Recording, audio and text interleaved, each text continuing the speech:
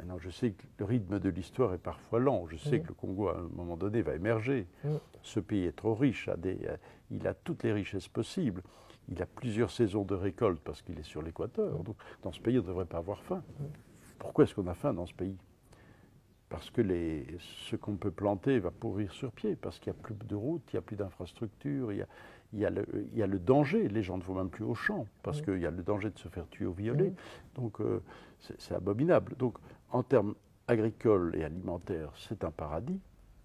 En termes des richesses minières, c'est sans doute le coffre-fort de l'humanité. Il y a tout. Il y a de l'uranium. Rappelons la Hiroshima, Nagasaki, c'était l'uranium congolais.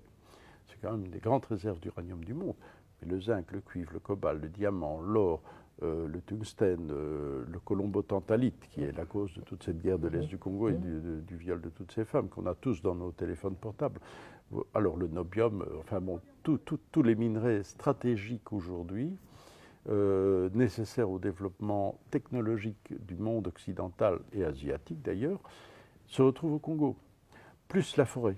La forêt, c'est un capital inestimable aujourd'hui, non seulement par la richesse du bois, mais aussi la richesse en oxygène de réserve.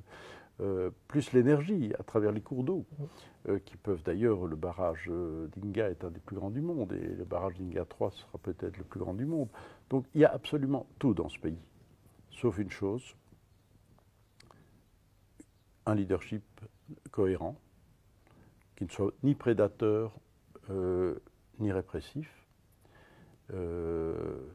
Voilà. Et un peuple qui sorte de cette servitude volontaire pour s'affirmer comme peuple autonome qui prend son destin en main. Voilà, donc il ne faudrait pas grand-chose. Et je pense qu'il y aurait un soutien, s'il y avait une gouvernance crédible et non pas prédatrice. Je pense que les institutions internationales sont prêtes à miser sur ce pays, sur le développement de ce pays. Ce n'est pas de la générosité, c'est de dire dans ce pays il y a un capital, donnons les moyens, faisons un plan Marshall, donnons les moyens pour qu'il décolle, on récupérera la mise. Voilà. Mais encore faut-il résoudre la question politique.